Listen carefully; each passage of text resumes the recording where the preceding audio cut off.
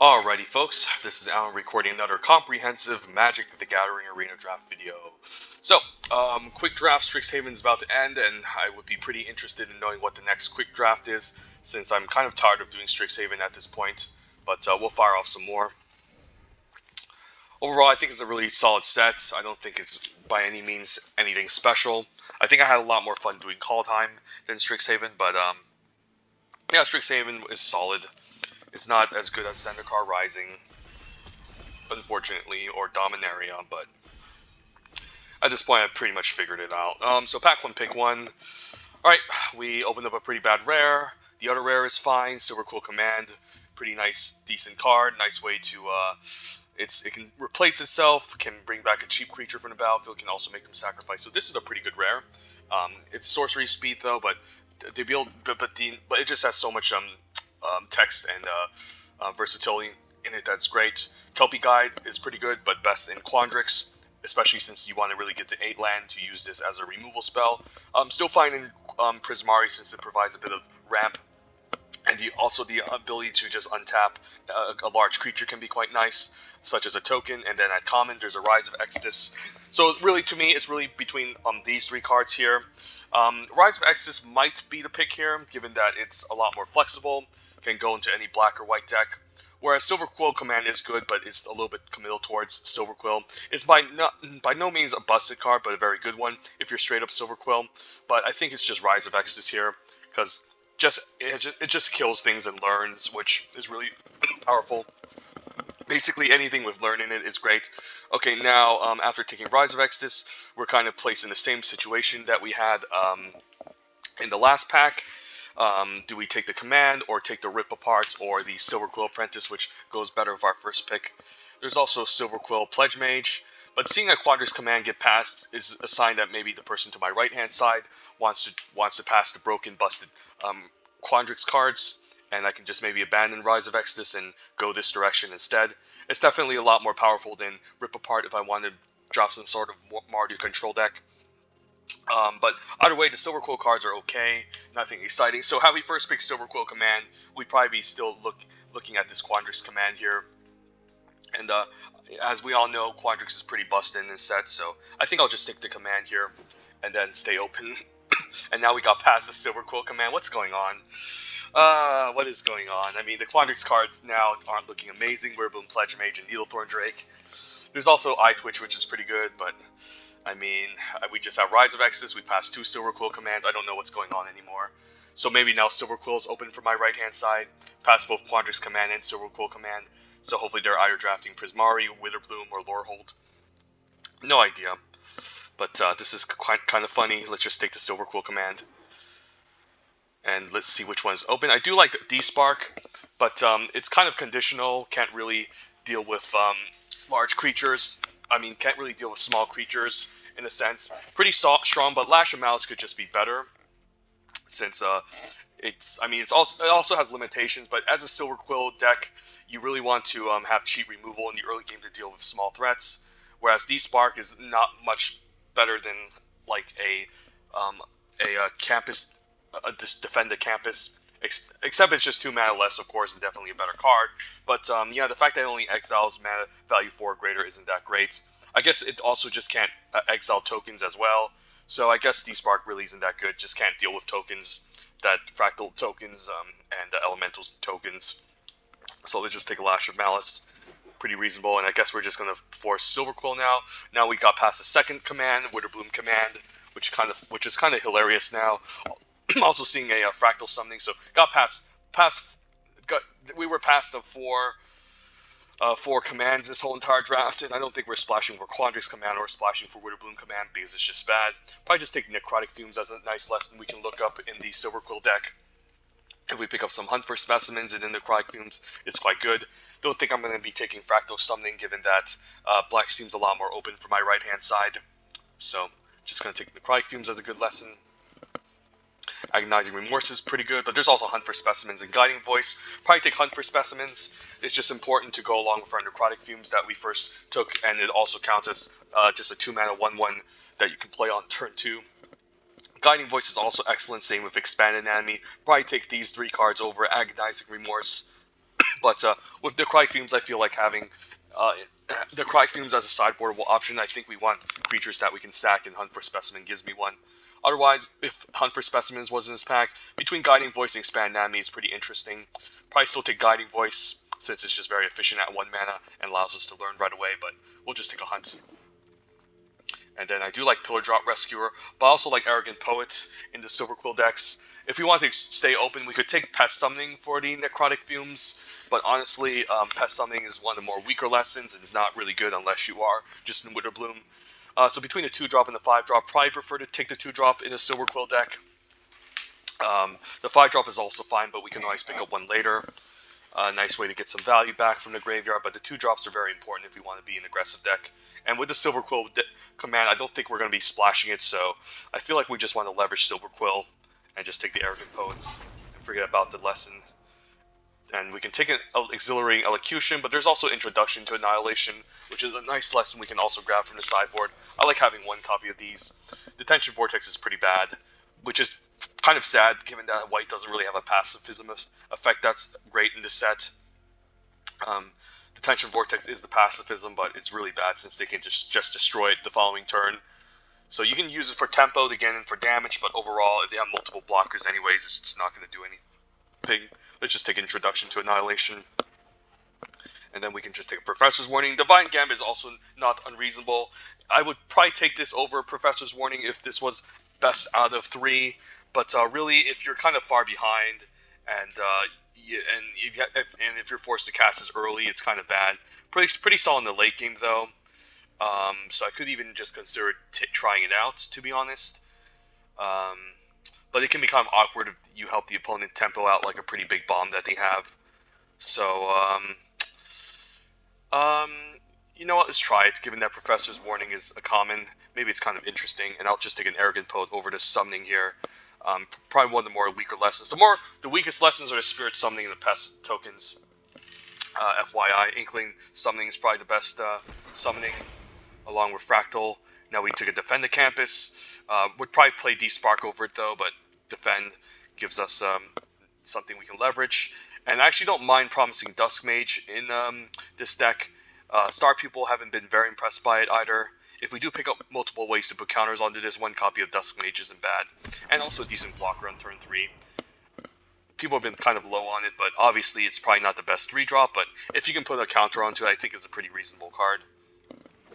Alright, and we're just going to draft Silverquill, it seems like. Seems fairly open for my first pack, and wow. I'm always lucky, am I? Yeah, we're just going to take the bomb.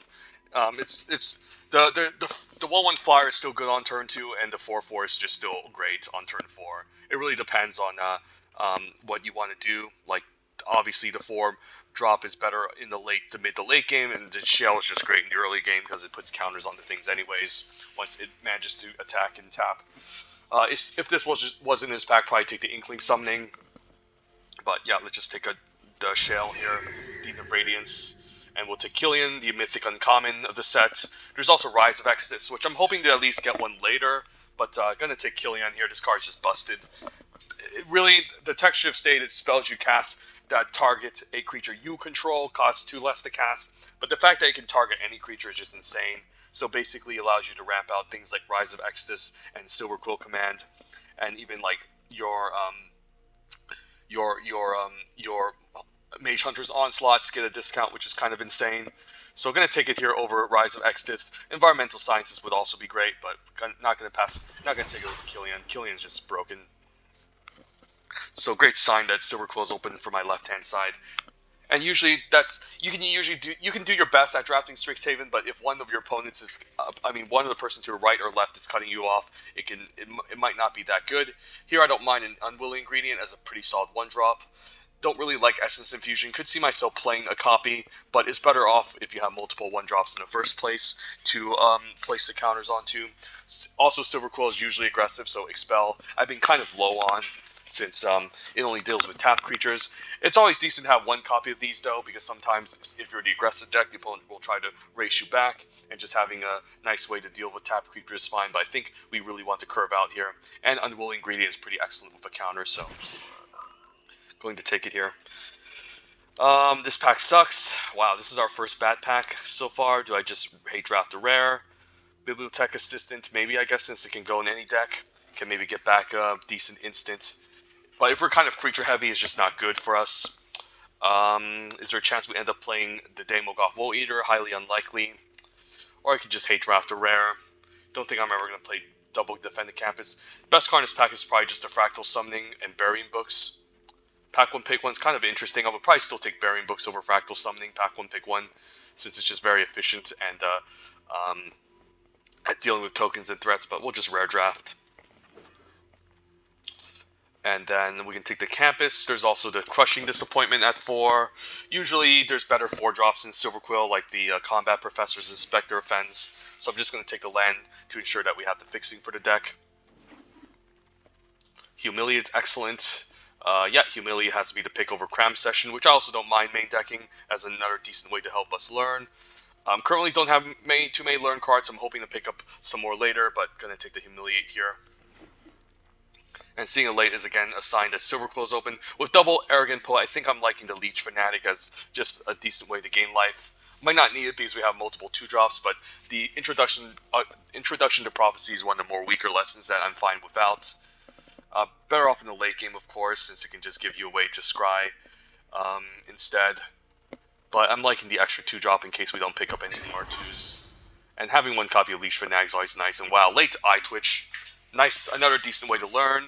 And now the Essence Infusions are definitely looking better in the deck, since this with Essence Infusion on turn 2 is pretty broken, since they're kind of incentivized to kill it, and also it can help you learn. So yeah, Eye Twitch I actually like more in a Silverquill deck than Witterbloom, and wow, even a late lesson, that's great.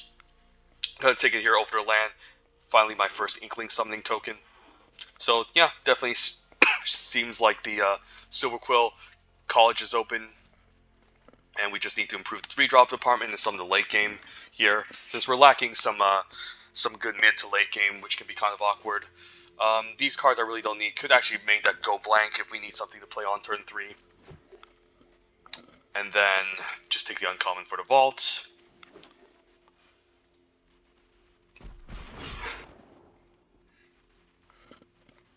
And yeah, Silverquill does look open from what it looks like. And then we just need to, again, just fill the mid to late game and we should be fine.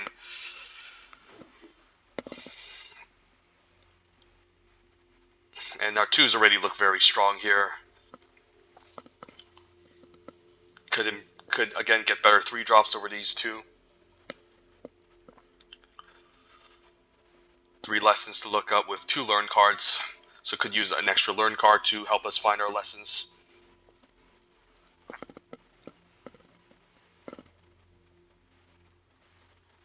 So hopefully we get some removal here. And next pack, I mean, Guiding Voice, Slash, Spectre Offense, and Clever Lumimancer. Doesn't seem like a Clever Lumimancer deck. The Clever Lumimancer deck definitely wants a lot more Guiding Voices. And since we don't have a lot, it's probably not going to be the pick here. Given that I already have one copy of Lash of Malice, the second one is pretty nice, but I don't think I want to take it here. Might actually prefer Spectre Offense since we currently don't have much at 4. And we could use a nice closer and a nice flyer in the deck, because we really need some top-end creatures, and really this pack is really about what we need and not necessarily the power level, because I would probably take Lash or Guiding Voice over this, to be honest, but I think we really need the Spectre on turn 4. Guiding Voice will also give us another decent learn card, but again, we definitely need some creatures here. I do like the Inkling Summoning. The second copy is nice, but again, we're lacking ways to learn in the first place. I can always just main deck a copy, though. It kind of sucks that Lash of Malice and Study Break is also in the same pack, since this is a nice way to learn, and this is just a nice removal spell. But again, given that we want to find spells that we need, I think it's actually Study Break over Lash and Inkling Summoning here. I guess there's also Mage Hunter, which gives us a decent 4-drop that we could utilize. Yeah, you know what? Let's actually take a Mage Hunter, since I don't mind having a solid 4-drop, and this one is fine, so I guess it's what we need. Again, I kind of need some mid-game cards. Ooh, Combat Professor and Shadewing Laureate and Hunt for Specimens in the same pack. Jesus. Since the 3-drops are missing, I actually might prefer Shadewing Laureate now, given that I picked up a couple of 4s. Obviously, again, Combat Professor is a better card, but I think we need a Shadewing Laureate here.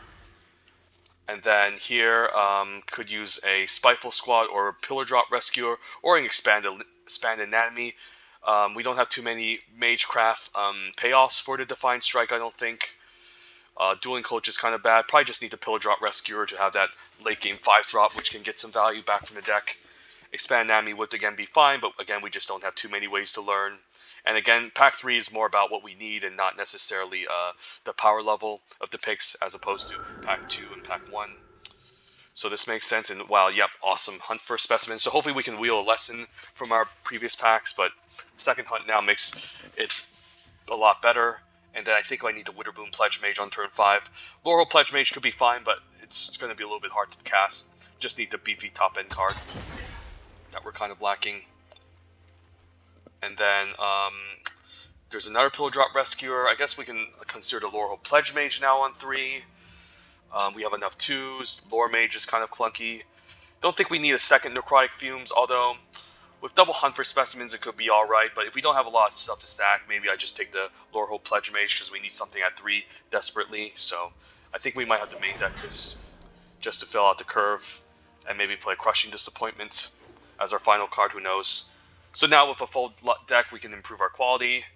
Don't think we're playing Clever Lumimancer, but it's fine. But now, yeah, now that in our second pack we kind of prioritize taking the more important playables, the deck actually looks a lot more well-rounded than it would have had if we'd taken the more powerful cards. It would kind of look awkward if we took the Combat Professor here, given that we barely would have anything on turn 3 now. But now with the Silverwing Laureate helping us to bridge the gap on turn 3, it looks better. So doesn't seem bad. Can also just get rid of Go Blank for Divine Gambit, but Divine Gambit also has its own problems. Again, fine removal spell if you know for sure the opponent doesn't have. If you're in the late game trying to deal with big threats, but yeah, I don't think we're taking Stone Rise. Although Stone Rise has synergy with Shadewing Laureate, we have enough 2s. I don't think we need to prioritize it. It's kind of mediocre. Wow, another Hunt for Specimens, Jesus. I mean, I might as well just play all copies. I could even just go 16 lands at this point. Sure. We might even wheel something here, not sure. Do we just cut the Lorehold Pledge Mage at this point then? 4 different ways to learn. 1, 2, 3 lessons to grab from the sideboard. Seems about right. And I highly doubt we're going to get anything good in the final packs. Yeah, definitely not. Ooh, Pillar Drop Rescuer. That can actually make it. Yeah, second Pillar Drop Rescuer seems fine. So just need to build this deck. So I definitely like the 1-drops. I like the Lash of Malice. The 2s were kind of crowded on. I could see cutting the Leech Fanatic, or at least 1 copy of Hunt for Specimens could go. I think I need to play the rest of the other 2s, including Humiliate, since it's quite strong. The 3s, Go Blank is kind of filler, but still a thing to play on turn 3. Might not need it though, because we're more interested in curving out with creatures. But this can be a nice solid 2-for-1. Lorehold Pledge Mage might be necessary, same with the Promising Dusk Mage, to ensure that we have something on 3. Don't mind Crushing the Disappointment, Defend the Camp as Mage Hunter, and the rest of these on 4. The Promising Dust Mage also doesn't look great since we don't have too many ways to put counters on the creatures. We only have Humiliate. We have Shale, I guess, is quite nice with it. Along with, that's about it. So not too many ways to put counters on the creatures. So Promising Dusk Mage might be kind of bad, but it does give us a reasonable blocker on turn 3, which isn't bad as well. I could also just cut a Hunt for Specimens. Let's see how much lessons we have. Just 3 lessons to grab. And then how many learn cards do we have? I guess we have 5 learn cards, so I could just cut 1 Hunt for Specimens, to be honest. Since really the only lessons we're interested in really grabbing is, I guess, the Inkling Summoning and just Necrotic Fumes intro. Probably not necessary, so I can see myself cutting 1 Hunt for Specimens, and 2 looks pretty nice. And then that way we can incorporate the Leech Fanatic and then decide to cut one of these 3-drops, which aren't looking very good. I think I need to main deck Defend the Campus since I'm lacking removal. I don't mind a Crushing Disappointment as a way to draw a couple of cards and even burn the opponent a bit. And I don't mind the 5-drops here. Could also just cut a 5-drop though. The 5-drop can... What are the pillar drop rescuers interested in getting back? I guess Arrogant Poets, maybe Shale, Killian. It's not... The Promising Dust Mage doesn't look like a good target to get back. Shadewing Laureate, I guess, could be fine. I mean, the fact that it just has a 5-mana 2/2 flyer could be okay. I can even consider 16 lands, but 16 lands might be a bit of a stretch, I have to imagine, since we're kind of mana hungry. So probably just going to cut 1 to 3 drops here. And I think Go Blank can maybe go, given how I think we just want to be very creature heavy in an aggressive deck and have things to pressure the opponent with. Otherwise, it's going to be a little bit difficult closing out the game. And therefore, having these extra 3 drops can make the Pillar Drop Rescuer better. So I guess we can run something like this with 17 lands and the mana base slightly favoring black. Could even cut a white source here and go, I guess with still 8 white sources, which is pretty solid with 10 white spells. So we can still go maybe 10, 8, and that's totally reasonable because we don't have much to play on turn 1 with white. Only double white with the Laurel Pledge Mage, and even if we're drawing black, we can still play the Ambrose half. Ambrose could be kind of awkward if our creatures don't have more than 1 toughness though. But we have an okay amount with more than 1 toughness. And keep in mind, it puts a counter onto the creature first and then deals 2 damage to them. It's pretty bad. The Arrogant Poet and Hunt and the other one of our 1 toughness creatures, but it's fine with everything else.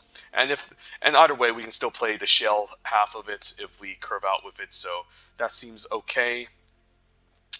So the deck looks fine. It doesn't look completely busted, but definitely a solid, maybe like a 7.5 or something. That's what I'm willing to give it. So, or an 8. Don't know. Let's give this a shot. I think this is our second Silverquill aggro deck. We only managed to draft a really busted us.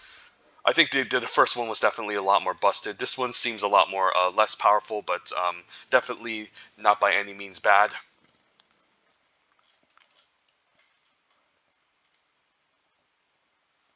Wish I had a combat professors, but again, we just need to curve out with this type of deck.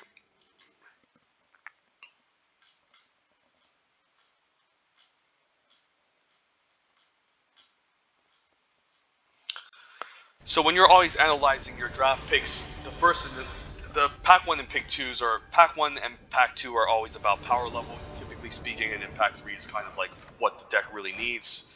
Like, power level is always important to assess, but it's always about what the deck needs. I mean, we just need 1 white mana to cast Killian, but Hunt for Specimens and Leech Fanatic is fine. And if we get third land, we can always cast our Inkling Summoning Token, so I think I'll try this. Wouldn't mind actually leading with a Leech Fanatic, to be honest, since it can deal a little bit more damage, which could be more important than casting Hunt. Third land, though, I guess we want to lead with Killian now instead. I could always Hunt into the Inkling Summoning Token, but I think I like Killian here, and then next turn we can Hunt. Just to have that evasive 2-power lifelinker that can start pressuring the opponents. And then, yeah, I think we want to attack for 2. And then, do I want to cast Hunt here? Hunt could be fine to be mana efficient, but I actually don't want to even trade the Inkling token for the Eager First Year. So maybe just play Leech Fanatic to put more lifelinkers, and then I can afford to take hits from the Eager First Year or trade. Do I block? Probably no need to block this since I'm gaining a bunch of life on the way back. And I'm fine trading for this one now. And then we can just cast Hunt for Specimens. Yep, let's go for it. And he probably needs to trade given that I have so much lifelink going on, so. And if he just takes it, then it's going to be pretty hard for him to race as well, so the trades are fine. Also, opponent with land drop. Interesting to take note of that. I guess we also missed the land drop, but, you know, we still have an Inkling Summoning here.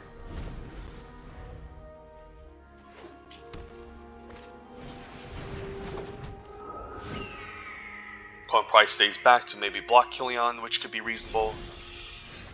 Okay, I don't mind Hunt into Inkling Summoning Token, or make the Unwilling Ingredient and go wide. The Summoning can maybe allow me to pressure next turn a little bit better, since both of these are kind of awkward anyways. So yeah, you know what? I mean, if I get my 4th land, I can always Inkling and do that as well.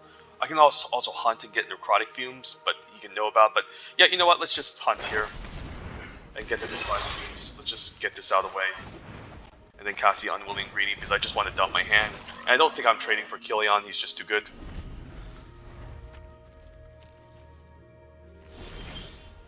Opponent just passes the turn. Okay, I can Necrotic Fumes, but probably just play the Inkling token. And then Sigo.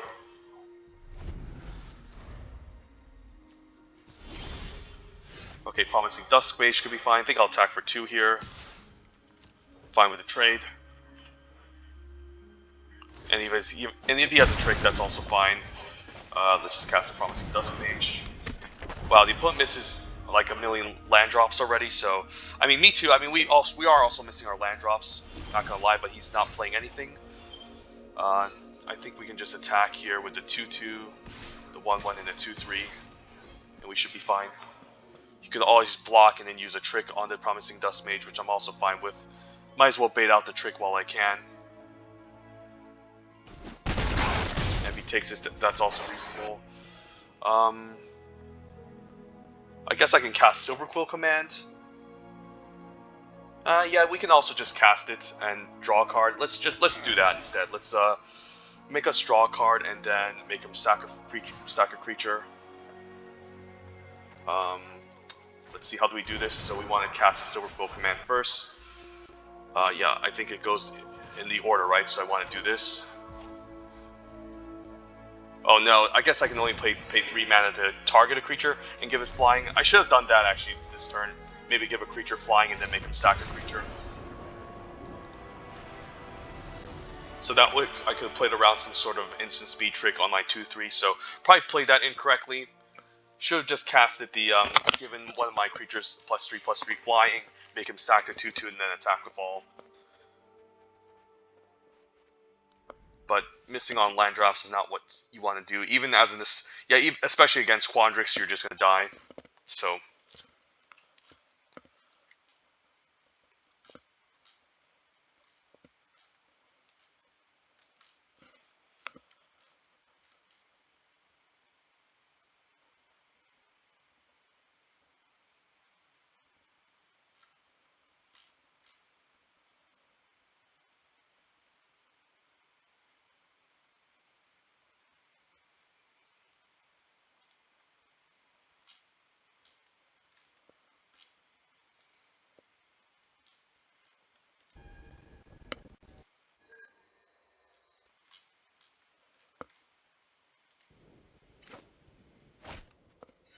Okay, well, we have a bunch of 4 drops, we want 2 drops, but we're on the play, so gotta keep this. I mean, I don't have to keep it, but still. Alright, at least we have a 2-drop here. And we have both of our colors, so this, I guess, drawing the Arrogant Poet definitely improved the game, and the Shadewing Laureate, so let's get in there. Make sure we don't pay.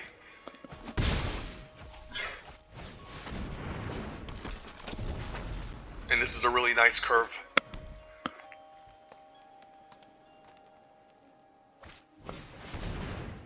Against Silverquill can be, I mean, against all his ramp, it can be kind of hard once he starts deploying his big creatures, but I think we're just going to attack here. And then again, decline to play, pay, and then cast a Mage Hunter.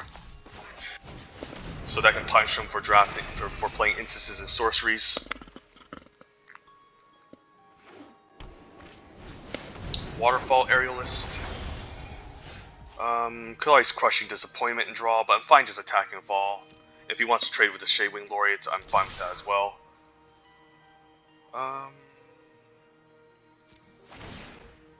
Yeah, fine trading this. And I think I may take Crushing Disappointment because in case I find a swamp, I can play the Unwilling Ingredients.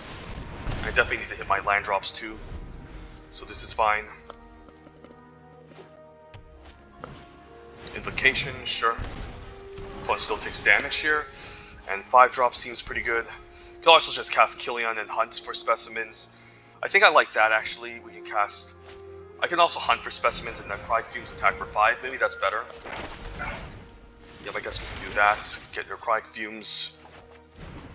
Cast the Necrotic Fumes right away. Exile the token and then attack for 5. Yeah, and he's pretty much dead at this point, so... This is why you need a curve, folks.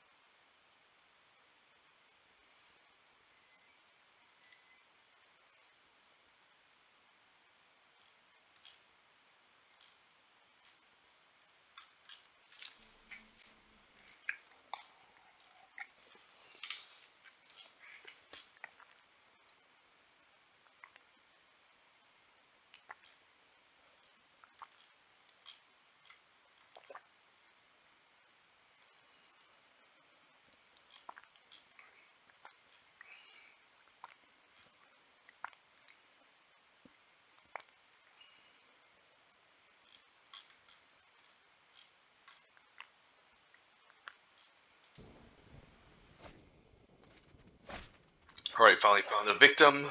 I mean, an opponent.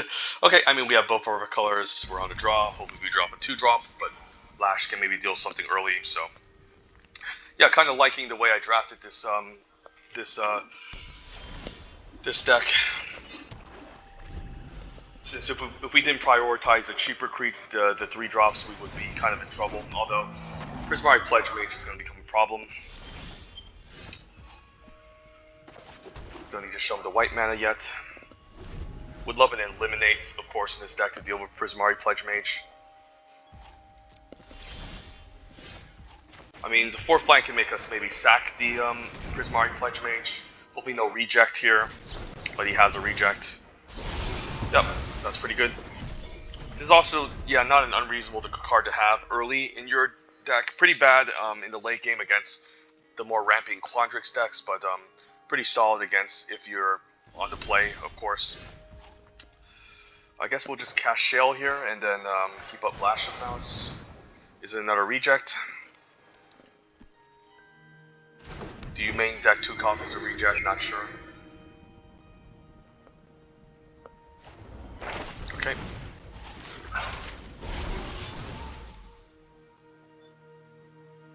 I mean, the opponent misses land drops a couple of turns. Yeah, the expand enemy is going to become a problem unless I can deal with it.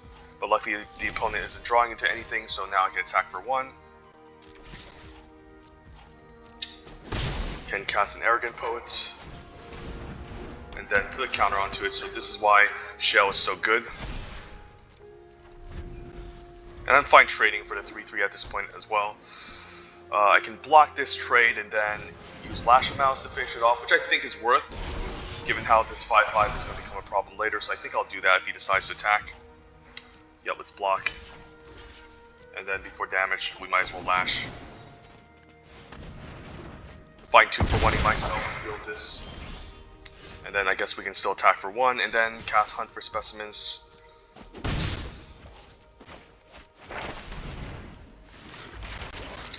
Grab a Summonings.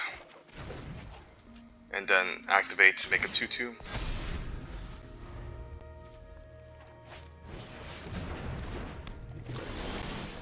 Can cast Silverquill command, make him sack something. Um, and I can also return a creature, so I actually like that. So let's just do that. Silverquill command. I can also draw a card, but I think I just want to return and make him stack a creature, so we want to return the Arrogant Poets. And then I can attack, and then activate Shell.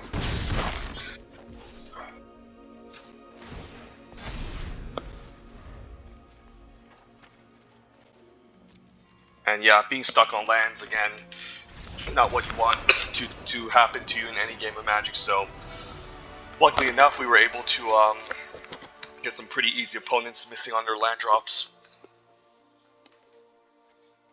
And managed to steal 2 games here, because if he was able to just cast his spells, his lands on curve, I think we would have definitely maybe lost against a pretty powerful Prismari deck. But we were lucky again.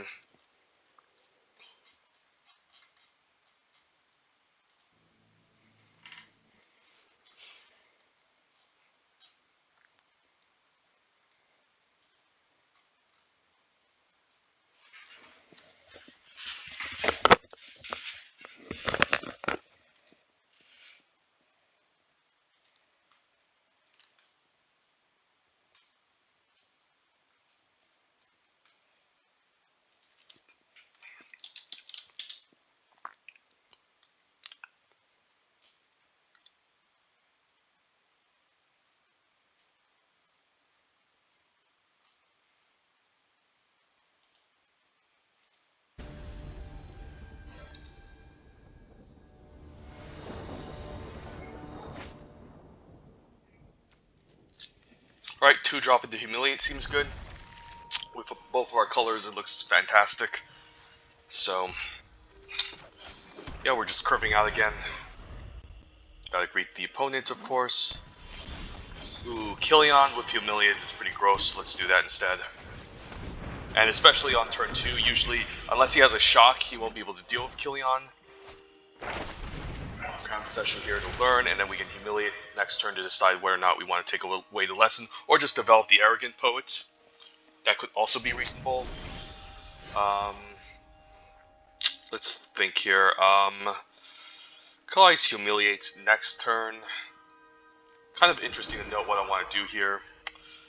I mean, Humiliate here wouldn't be that bad, honestly. So let's do that. And what do we want to get rid of here? Rise is going to take a while to get there. Serpentine Curve, yeah, let's just take away the Inkling Summoning. And he's going to have some troubles if he doesn't curve out effectively here. He can still make a 2/2 Serpentine Curve. Hopefully no Igneous Inspiration out of nowhere. And then now we can double spell. Hopefully no Burying Books, but he would need a pretty lucky top deck here.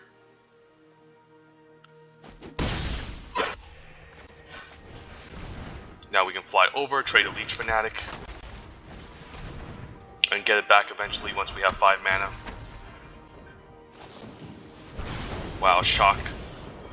Jesus. Luckily we cast Humiliate, because if we didn't cast Humiliate, we wouldn't have the ability to shock.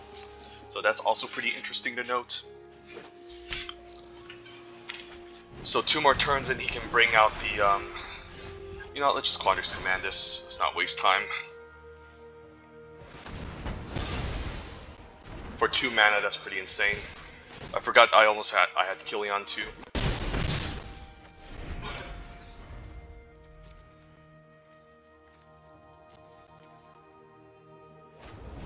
Finally found removal for Killian.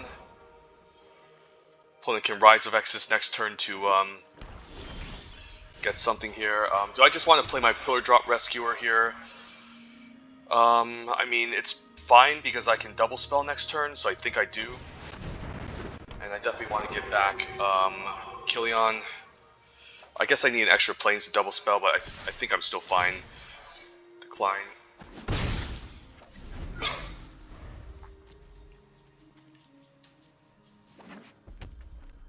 And we still have the Arrogant Poet, which can fly over.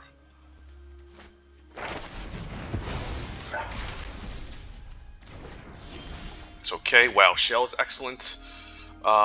I guess we can cast Shale and maybe like the Lorehold Pledge Mage.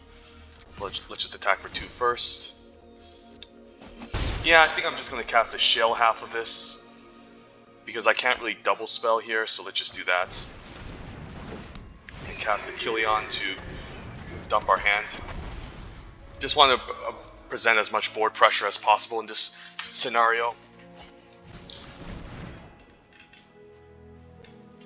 And hopefully he doesn't cast something crazy like an Explosive Welcome out of nowhere in the next turn.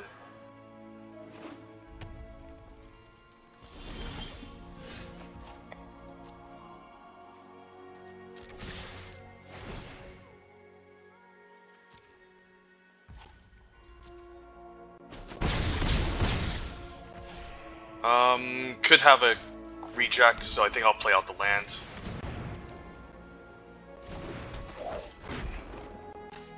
The opponent can scry, and the only thing I think that saves him here is potentially 2 removal spells, or the Explosive Welcome, which can take out 2 creatures, but I'll still have 2 other creatures on the battlefield to pressure him with, so... Okay, keeps it on top, so that's pretty interesting.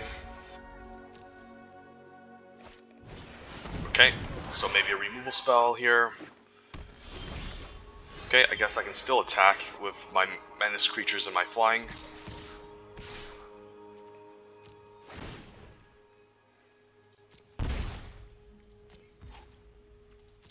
And then we can cast Promising Dusk Mage, and then put a counter on it as well.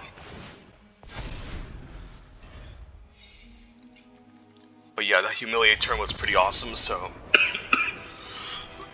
Opponent also top decked the Shock, so have I not cast the Humiliate, he could have just shocked away Killion.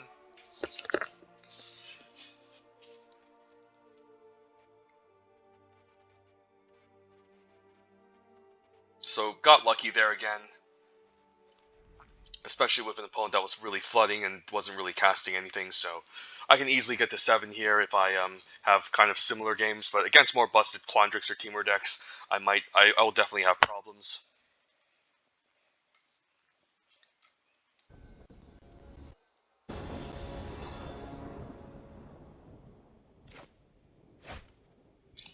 Alright, Eye Twitch, Unwilling Ingredient, Arrogant Poet, I think I'll try.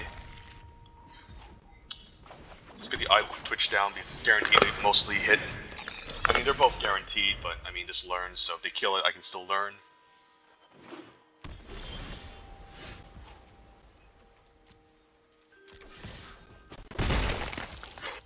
Don't think it matters which one I play. Obviously, I want double white for my Lorehold Pledge Mage eventually, but either way, even if I play the Plains and I top deck it, I would still need the second Plains.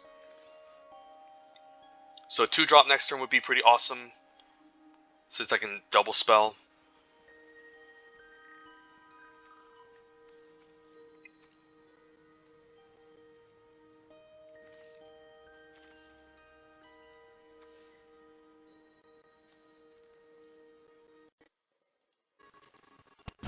Alright, this is another opponent who misses land drops. Maybe he can disconnect for us and give us 5-0 with a pretty medium, decent Silverquill deck. Obviously, again, there's more busted versions. Ours is really good too, but the more busted versions I've seen would have like the 2-drop Professor that learns, another 2 copies of Killion, maybe a Mage Hunter's Onslaught, maybe 2 Professors. Okay, I guess we can double spell, so ask and you shall receive.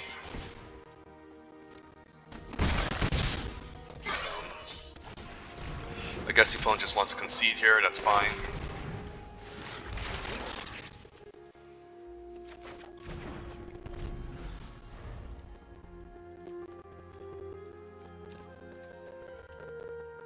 Yeah, he might just concede here, so I guess we basically have a pretty lucky and easy day for us. And then hopefully I can do the quick draft, whatever it is, so I can stop drafting the set. Which I think is a really solid and fun set if you know how to draft it, but it's not like a difficult set to know what to do. Unlike Kaldheim, if you play Kaldheim, if you draft Kaldheim and you draft the green control snow multicolor snow deck, it's definitely a lot more difficult. But this one is pretty easy to navigate. Although there are some pretty interesting like 3-color decks you can go into, mostly Quandrix splashing red, or I guess there's also Prismari splashing Lorehold, and you can even be in the Mardu combination control decks if you pick up return pass callers and powerful sweepers in white, red, or black. Okay, I think the opponent's just gonna concede, I guess, and give me a free win. Sure. Might have just disconnected, but there was a pretty sick curve. Yeah, at this point, there's no way he's coming back.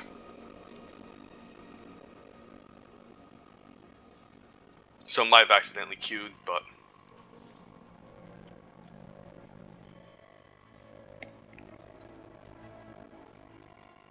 yeah, if he wasn't AFK, he would have definitely just played out the mountain and then cast a heated debate already.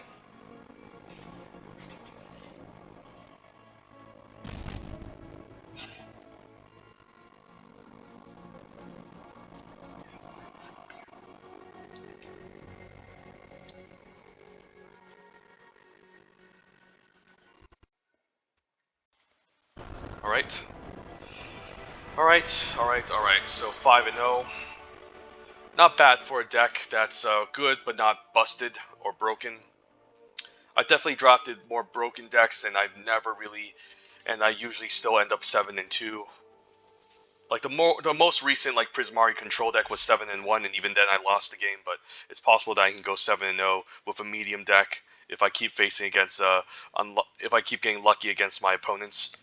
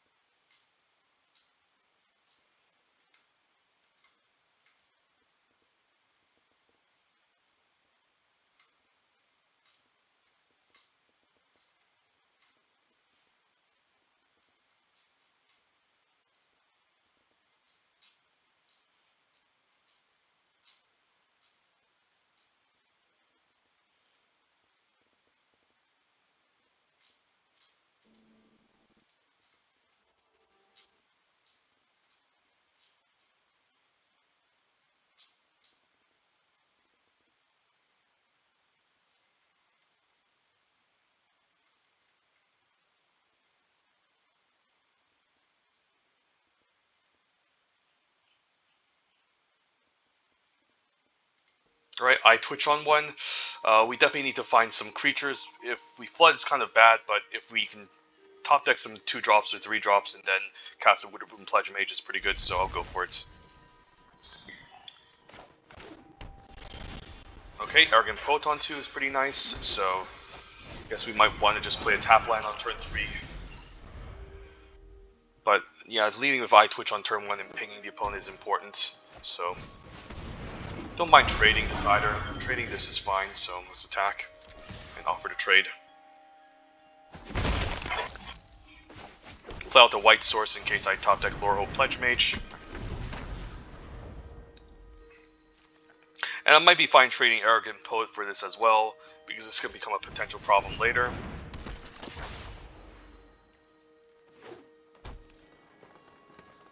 Hoping there's no Snakeskin Veil to block my iTwitch, but even if he does, I make him use it. Maybe we could see a fight spell here, maybe, I guess, Charge Through is fine. I guess he just wants to cycle to hit his land drop. Seems reasonable.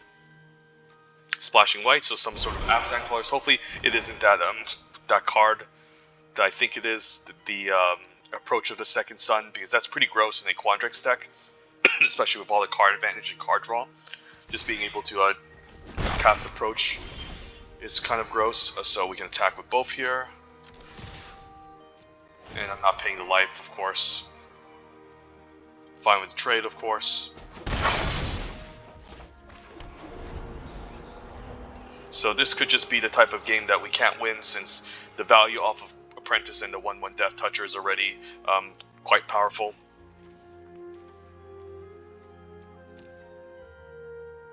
Approach is gross because you not only gain 7 life, but in a Quandrix deck, again, you have so much card advantage with Eureka Moments, Pop Quizzes, and even a Simone.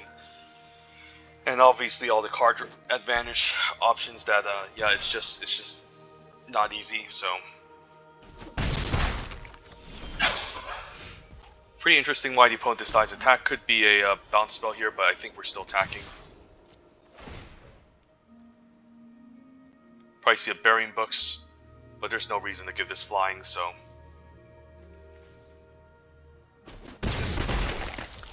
See a counter spell, but it is what it is. A reject, maybe? I can still cast a Pillar Drop Rescuer to buy it back. I'm fine forcing a trade onto the Needlethorn Drake with any of these creatures because I can get back with Pillar Drop Rescuer as well. And I might actually play the Pillar Drop Rescuer next turn. Yeah, I think I'm going to attack here, even though he could have multiple tricks. Like, either way, what else am I supposed to do? So I think we just go for it, and then we decline. I don't think I want to give it flying. He could always block and use some sort of trick, but I think that's a waste. And I'm fine with this block, fine with this trade. Take 1, we can still play Pillar Drop Rescuer to get back one of our creatures. And I'm more interested in getting the Arrogant Pope back, to be honest, since it can gain flying.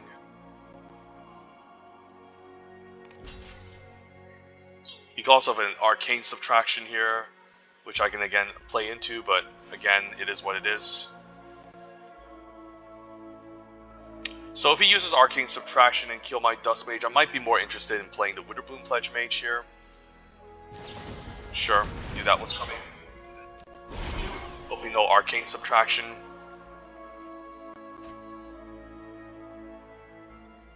Because otherwise this is just going to stay in play and become a nuisance. Okay, that resolved fairly quickly, so now I feel more happier just playing the Witherbloom Pledge Mage here, since it can hit pretty hard. Although the Pillar Drop Rescuer gives me another good flyer that can start pinging him in case something was to happen. So yeah, you know what, let's get the Pillar Drop Rescuer down. I think it's more important to have evasion in these decks because he can easily just cast a large creature out of nowhere, like a Leyline Invocation to block my Witherbloom Pledge Mage. I guess I would have a removal spell to follow up as well, so maybe it was better to play the Witherbloom Pledge Mage, at least maybe force a chump of some sort. Okay, that's interesting. Let's just attack, see what's up. Hopefully there's no counter spell, but I have to play something here. Reject would suck. Counter spell, okay, I knew it. But at least I can still double spell next turn. And again, I don't think this is a high priority. It is drawing me cards, but overall, it's I'd rather kill like a defending opposing flyer or a large creature that's in the way. Yep, he had approach for the second sun all along. Alright, that's going to become a problem. I mean, if he doesn't link together a million spells, I mean... So I just need to kill him quickly, I guess.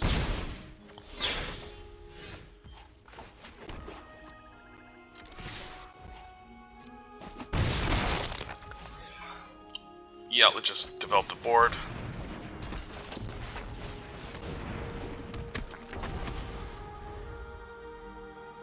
I mean, he does look at the top 3, which is a bit annoying. So maybe I do need to maybe eventually answer this, but I think there's bigger looming threats that I need to deal with first. And it's possible I can top deck like a Lash Mouse to deal with this as well. So yeah, I knew he was splashing approach for the second sun. Yahtzee is really strong. So he can just discard a card to return this to his hand. Yeah, this is pretty scary. I can hunt for specimens and maybe do something here. So I probably can't even attack with my ground creatures, so I mean, do I even want to exile the Quandrix Apprentice? I might be more interested in just developing the board at this point, or at least putting counters onto my creatures. So I think we just want to be hyper-aggressive here. Grab an Inkling Summoning. I mean, if he chains together some spells next turn, I'm just dead, but I think I have to just be aggressive here.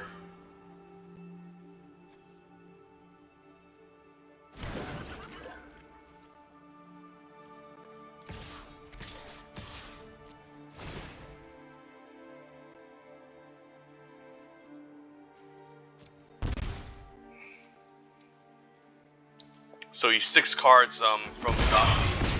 Okay, I guess if he chains together, I'm just dead, so... Yeah, I'm just dead here. I should have maybe just bounced this back to his hand or something, but... I mean, can you really beat approach with a Quandrix deck? I don't think I can. It's just so gross. Okay. Yep. Chaos, even main decking a Chaos Warp to try to get Yahtzee going. Okay, that's not bad. Pretty good card. So I could just Rise of Exodus next turn and just attack, and I don't mind not getting value off of the Rise, since it does get the blocker out of the way and I can attack fairly well.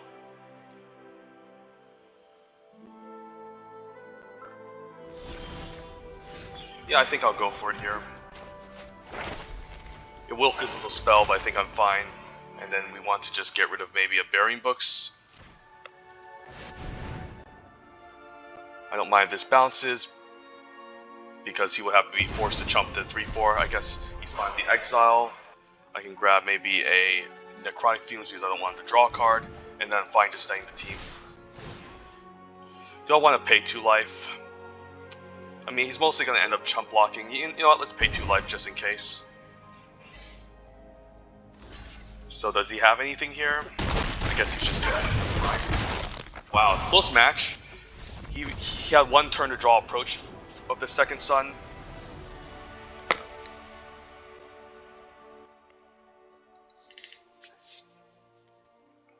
Can't believe I won that. If he would have just survived that 1 turn, obviously he would have won from there. So yeah, that was pretty gross, but we still managed to pull this one off. And 6-0, wow. With just a fine Silverquill aggro deck. Yeah, let's move on to the final boss, not waste any more time. And our quality isn't even the highest. We don't even have a single copy of Combat Professor or Mage Hunter's Onslaught or an Allen Shield Mage, and we're still 6-0. But we were essentially just given 3 free wins, given that 2 of our opponents couldn't draw their second color. We're missing land drops, and one of the other opponents was just AFK. So basically 3 free wins.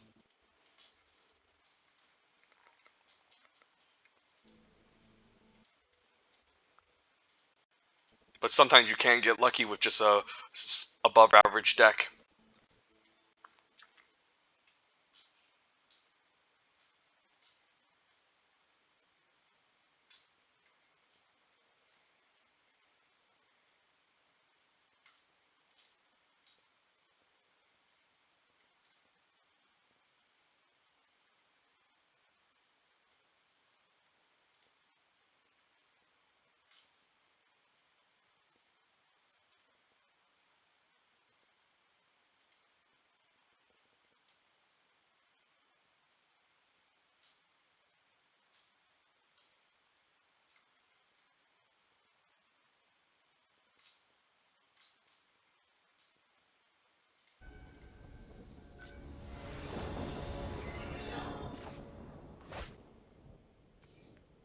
Okay, hunt for specimens, promising Dusk Mage. Sure. We definitely want to cast our planes next turn to maybe have a turn 2 Lorehold Pledge Mage. But we'll leave with the hunt, and then we definitely want to grab maybe an Inkling Summoning token.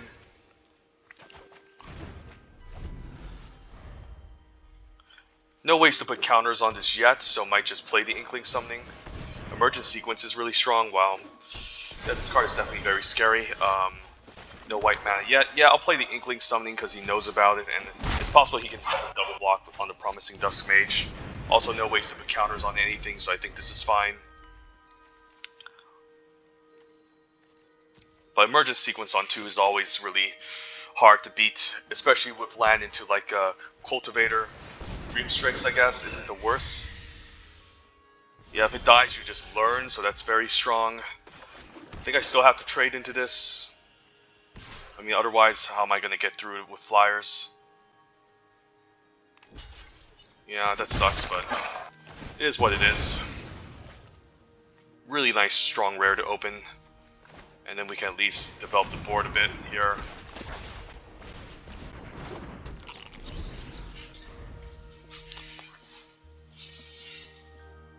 He can, I guess he can make a 3/3 Fractal Summoning token if he plays a land. If not, still 2/2. I don't mind a double block and trade on the islands, so I can get back to Promising Dusk Mage and make him not hit his land drops. But he can just make a 3/3 here to hold me off, which, you know, Quandrix is known for doing. So turn 2 Emergence Sequence into Dream Strix is just pretty busted already. So not much you can do. So yeah, when you're always drafting a set, always lean towards blue, or at least blue-green in general.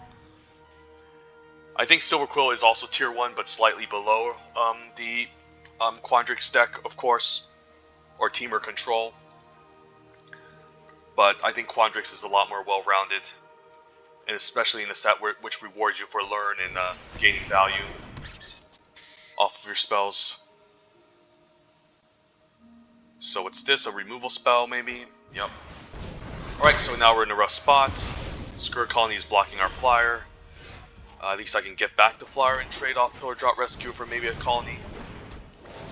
I mean, get back my 2/3, which doesn't have any value. Say go. I mean, at least every single game we're curving out. But now he has another flyer. Okay. So I might need to hunt to get a Fumes to exile the 4/5 and go from there.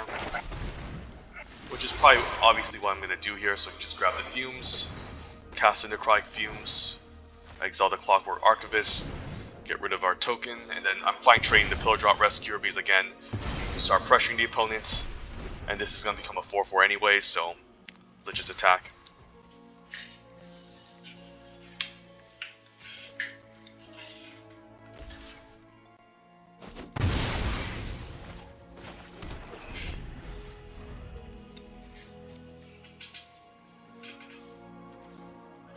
Hopefully no more reach creatures.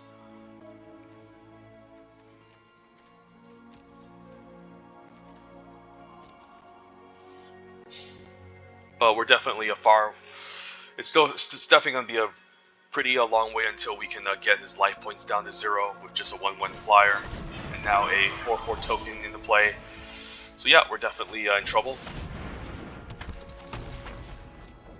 Chump blocking won't do anything. I have an intro to Annihilation, but I don't really want to just use it on a 4/4 and have him draw a card, so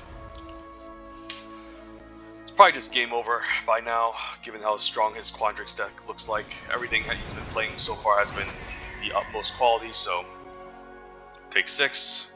I can even chump block the 4/4 if I want to.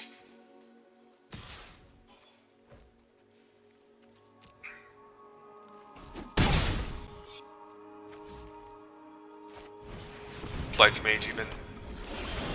Yeah, just multiple threats. We're probably just dead here.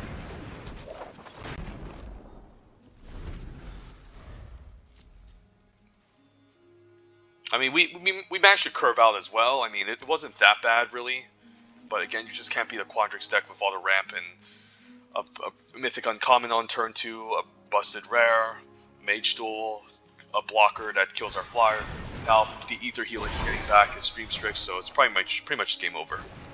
Sometimes you just need to know when to quit, and this is definitely an example.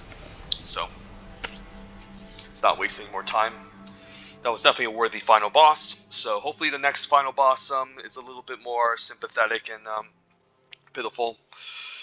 We'll see. I mean, not pitiful, but at least a little bit nicer to our pitiful deck. So let's go.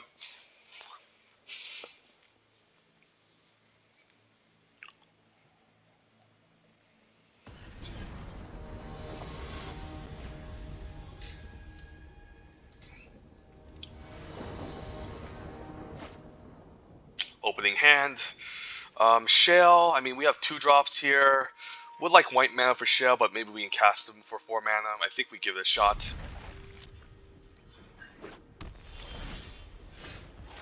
We can always lead with a Leech Fanatic, but probably want to do Hunt into the 3-drop here, just to curve out more efficiently. And then we might just play the 4 mana half of Embrose. As I say that, he gets a Professor of Symbology out on the battlefield, so probably have to Hunt here to at least block the 2-1 a lot better. And then at least we can grab a Summoning Token here.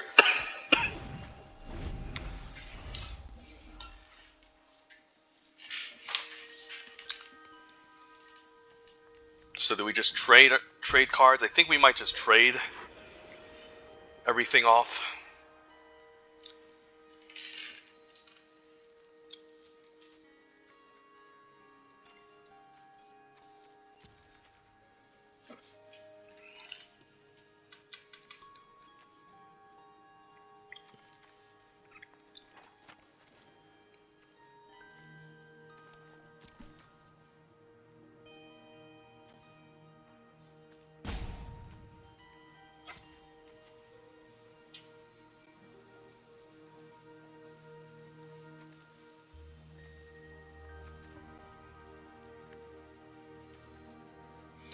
Wow, he uses an Eliminate on a Pest token. I mean, I'm totally fine with that. I mean, this could have taken out something worse. Now with white mana, I still think I'm going to be playing my 3-drop. I think I want to play on my white mana in case I need to double spell Shale and to Humiliate next turn. But definitely going to play the Inkling token here to curve out better. It could be a Mana Tithe, okay? That's pretty cute, sure. So at least this isn't killing anything else, so that's a good sign. Could see a Guiding Voice on Professor. So I might want to Humiliate him first. Since he's pretty much has last cards, so I could Leech Fanatic and Humiliate because maybe Shale is just a better creature to have out. Because if I put a counter under Shale, Dean of Radiance, it doesn't necessarily block the Inkling token that well. I mean, it could trade, but it's not necessarily that good. Eventually I do need to deal with this flyer though, but I think the Leech Fanatic with Humiliate is really nice since we can gain a ton of life over time, so I think we'll just go for this instead. And then we definitely want to get rid of Closing Statement. And then now this can block the 2-1 and also just gain a ton of life on the way back. So I'm fine with this. And we can also just cast the 4 mana half of this, which I think is just better in this scenario, so then we can just put counters on this all day and then make pretty huge attacks against the opponent.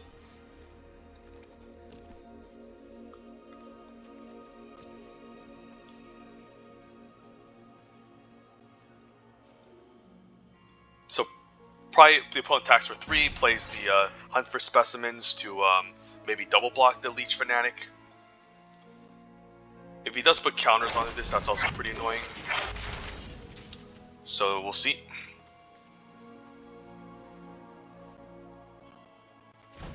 Another Inkling token, so we're at a race, but if I can gain a ton of life, that might be able to stabilize me.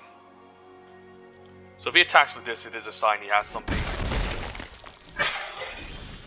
But if not, do I want to just play the 1-drop?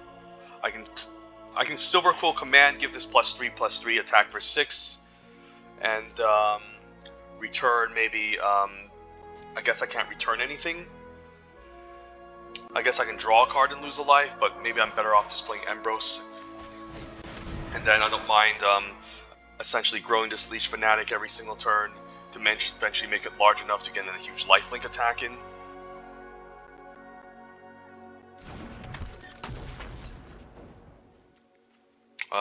No attacks. I could attack, but he's just going to double block, which I don't want.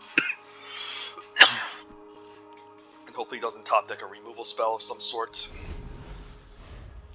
Since this is kind of key to winning, and since he's just going to try to get in a bunch of huge attacks all day.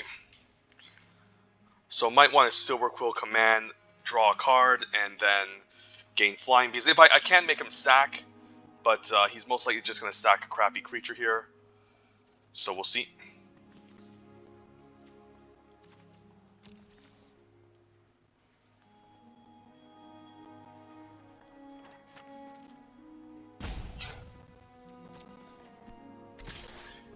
Surprise, I guess he can't attack with a Menacer, so I'll take 2.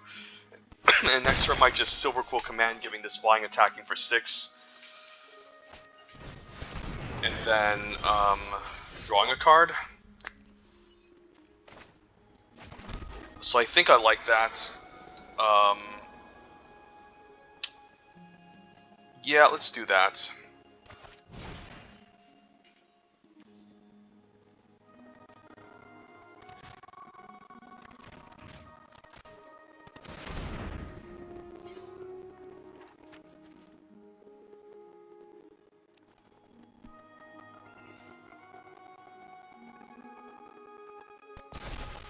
And even an arrogant poet, so now I can move to combat.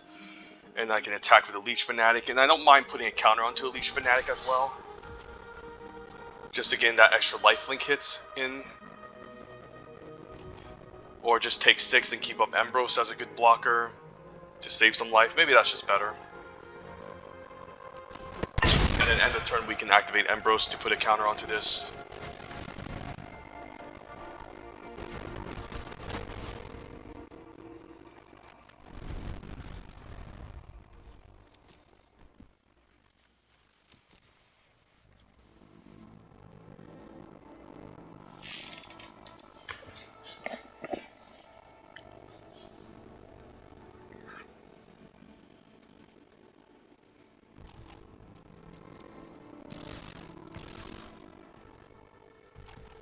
Guess this is fine.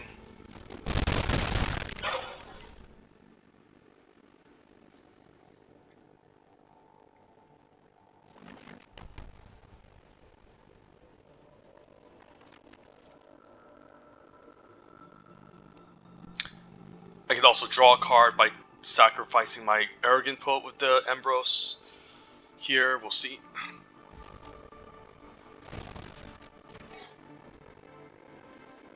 Could be an Expel. Okay, 4/4 looks great, and I guess I can also just get back a creature if something here dies.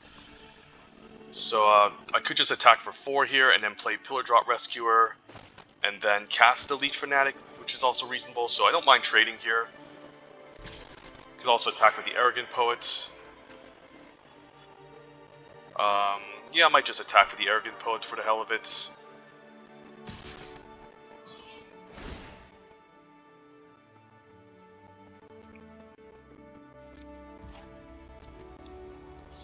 And if he triple blocks the Leech Fanatic, I'm fine just allowing the block to happen, and then playing the Pillar Drop Rescuer, getting it back, and then putting a counter onto it again. So that's kind of cute.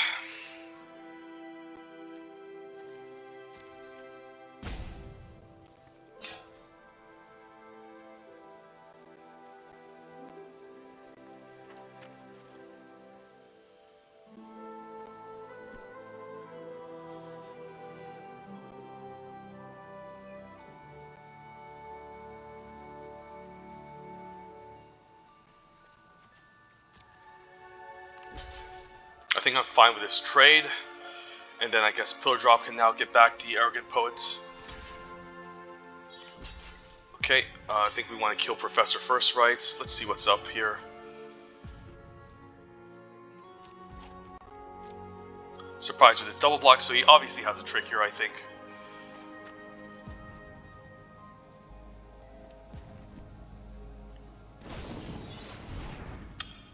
Sure, I mean...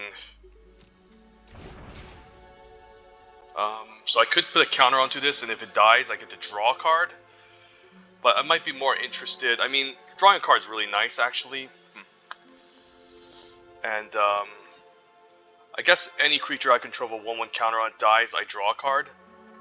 So I could actually use on my Arrogant Pope, but I don't mind a trade, so I think this is fine.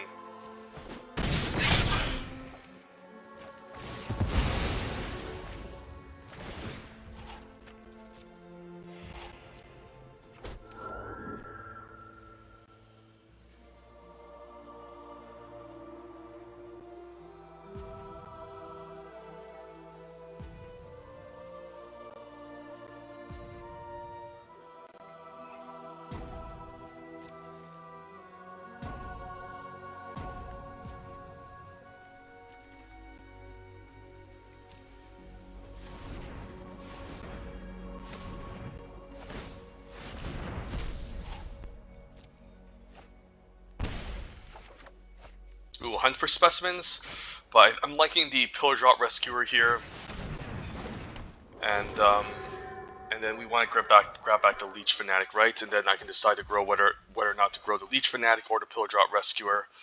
I think I like that. To just play this, and then we can say go.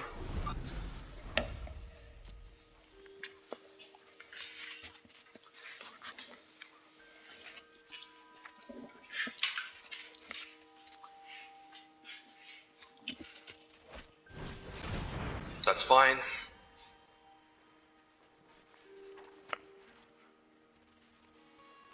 I mean, I only had an intro to Annihilation to get back. I guess I also have something else to get back.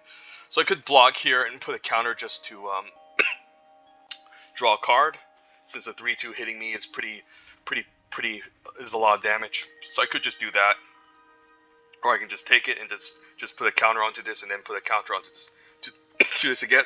But I might be taking too much damage in the long run, so not sure. Hopefully no Expel. So let's say he has Expel, and I want to cast Ambrose and put a counter onto something.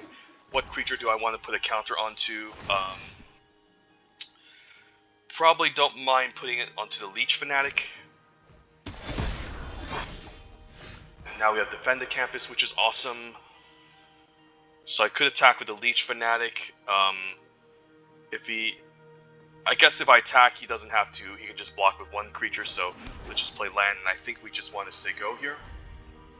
And then just keep loading counters onto our creatures, forcing weird double block situations, and then kind of try to blow them out.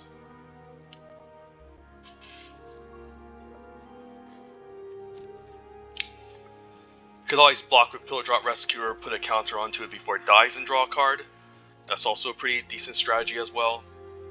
I might actually put a counter on the Pillar Drop Rescuer next turn, so in case it does die, I still draw a card.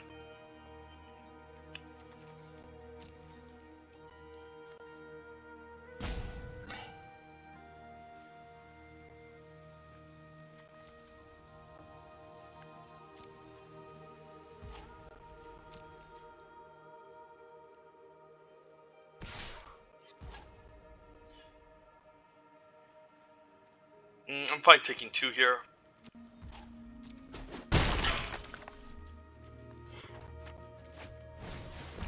That's fine.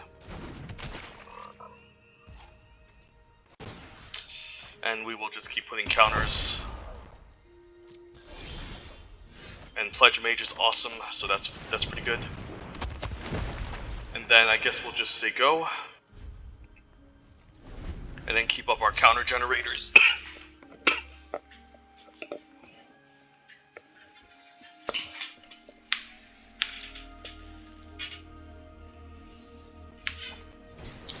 Combat Professor, okay. I could take 3, I could also just trade as well. Guess I'll just take 3. I mean, I could just take 6 as well. And I'm fine with the trade. But the flyers are definitely gonna become a problem later, so maybe I still take 6 and then put a counter onto the Pillar Drop Rescuer end of turn. Yeah, I think I have to do that just to have a blocker in disguise. Otherwise, I'm just going to get run over and that's going to become a problem.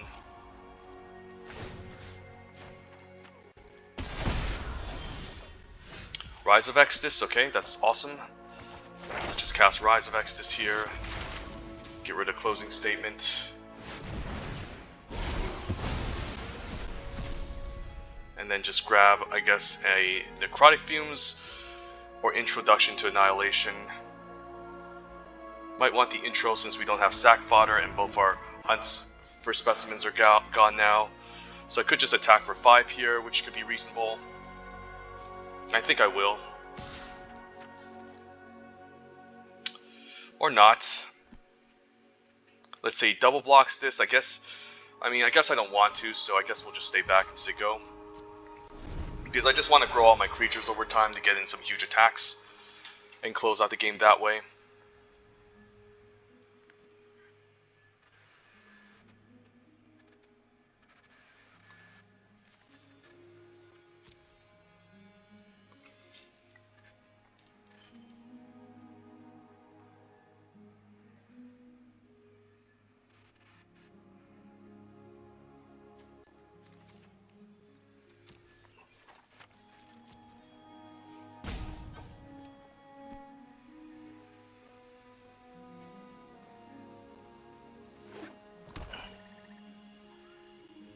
So I might want to put a counter on the Leech Fanatic next turn. I mean, it would make sense because we want to get him out of range from double blocks. I mean, from at least force a double block if he tries to attack.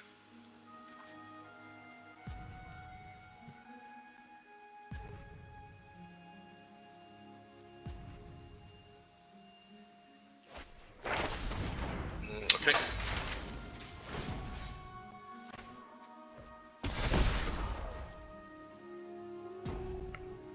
I'm fine taking 3, and I can block the ground creatures.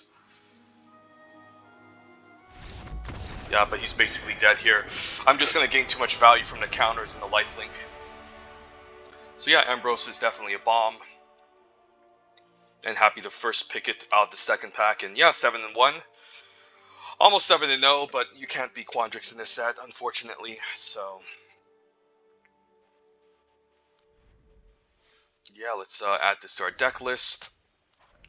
Definitely a very powerful deck.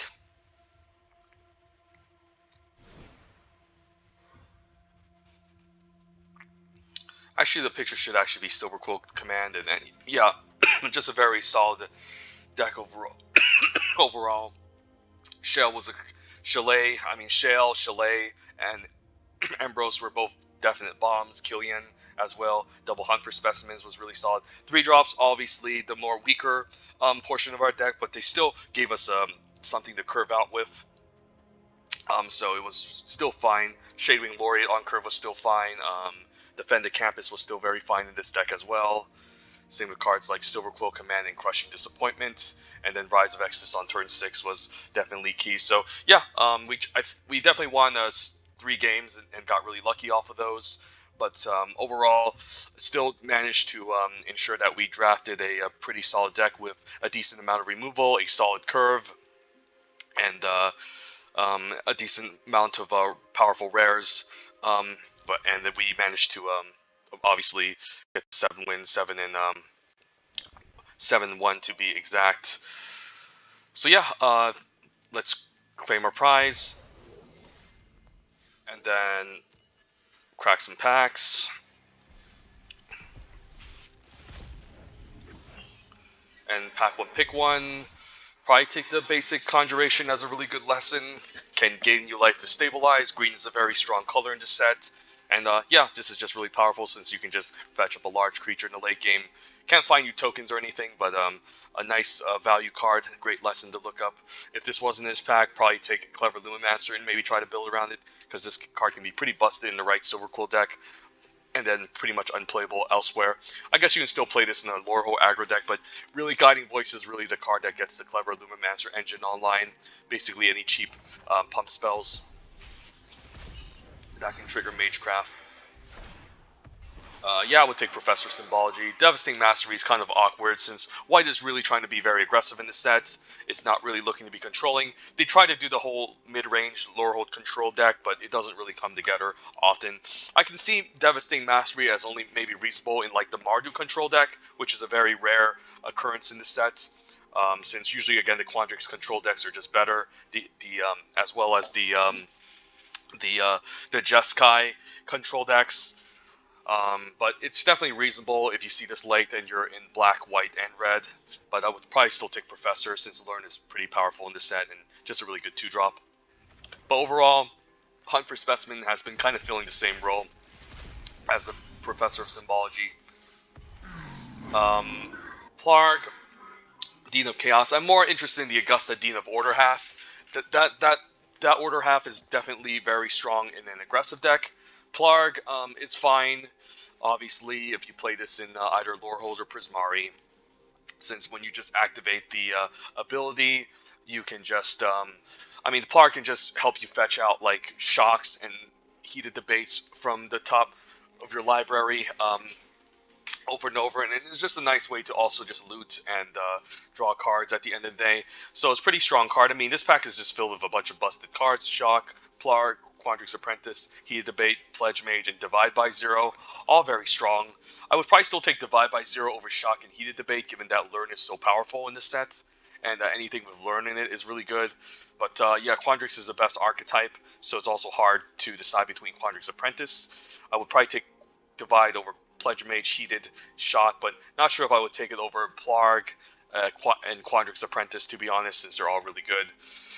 Yeah, Plarg is a pretty powerful build around in the Prismari deck with lots of cheap removals. But if we're going to be passing up cheap removal, it might not happen, so we're more interested in the Augusta half of it for some sort of white aggressive deck. Yeah, not sure what I would take here, honestly. It might be funny because Quandrix Apprentice might be the most powerful card in this entire pack, since not only is it in the best guild, but it just draws you a card every single time you cast a Magecraft card, but it's also in 2 colors, whereas Plarg and Divide by 0 are a lot more flexible, and it goes into multiple decks. Not sure here. I think it's very close, but Augusta can be definitely busted in the right aggressive Silverquill deck, or Laurelhold aggro deck. Divide is just great in any blue deck, and also learns, and then Quandrix's Apprentice is broken right away if they don't have removal to answer it. So, yeah, really difficult pack, but that would be a pretty interesting pack to open in a draft. Probably just a heated debate here. Basic Conjuration and Quandrix Pledge Mage is nice. I think Quandrix Pledge Mage is just too good to pass up here as well, because not only is it pretty, it's excellent basically in either Prismari or Quandrix, just being able to just grow over time. Basic Conjuration is also a nice lesson, just talked about it in the first pack we cracked, but I will still take Pledge Mage since it becomes a pretty powerful threat over it, but probably just take Heated Debate here. Just one of the best commons and great removal spell. Yeah, Blow the Sky is a complete bomb. I love splashing this card in a Mardu deck and also in the Abzan Witterbloom decks, but definitely a powerful card to splash for if you can do so, and it's really easily splashable since it's either single white or single black, and it's just a complete busted bomb. Like, you cast this, I mean, even if you make like 3 Inkling tokens, it's already so hard to beat. Basically, if you just get the opponent's life to maybe 15 or even 10 or 15, and you just cast Blow the Sky in the late game and just make a bunch of Inkling tokens, it's basically impossible for them to win. And who cares about being tapped? I mean, honestly, it's not that big of a deal. I mean, sure, it doesn't. You don't have a window to chump block or anything, but overall, it's as long as you can survive a bit and then just cast this, you just win. So yeah, Blow Out the Sky is pretty busted. If Blow Out the Sky wasn't in this pack, yeah, I would probably take Frost Trickster over Necrotic Fumes. I do like this lesson, but it's better in Witterbloom, and better if you have Hunt for Specimens in the first place. Actually, both of these cards are close. I don't know. Not sure what I would take. I'm a little bit biased with blue in this set. Frost Trickster, we thought it would be the best blue common, but it seems like Burying Books was just better. I still think it's the second best blue common in the set overall, and still a pretty good card, so I would probably take Frost Trickster just to lean towards Quandrix, knowing how good Quandrix is in this set. Yeah, Beldross Witterbloom is a pretty fun build around. I also wouldn't fault anyone for taking Closing Statement, since, I mean, Beldross is just really expensive. It needs to be played in the right ramp deck, either some sort of Sultai ramp deck, base Quandrix, or Witterbloom with enough enough of those field trips to ramp this out. But definitely a really fun build around and a pretty fun card to first pick. But keep in mind, it does die to a lot of removal. It doesn't really dodge Heated Debate. It's really expensive, so the moment you cast it, it can just die to opposing Closing Statement or Rise to Exodus. But yeah, I would take Beldross here just to have fun. Plus, in real life, it's in IRL and paper, it's the most expensive card, but I can see Closing Statement actually being the right pick, given that Silverquill is a tier 1 archetype, and this is just a really powerful removal spell. So if you want to try want to take the Closing Statement. If you want to have fun and still have a pretty strong card, take Beldross. But I would like to have fun and take Beldross. And Witterbloom is definitely one of the more weaker decks, but if you have a card like Beldross, you can definitely come toe-to-toe, and Witterbloom can actually end up being tier 1 at times. But yeah, that being said, it was a nice draft overall, and we got another nice 7-1. And I think, Ikoria Behemoths. I guess we can just force cycling now, or draft some sort of mutate deck. So we're back at it again.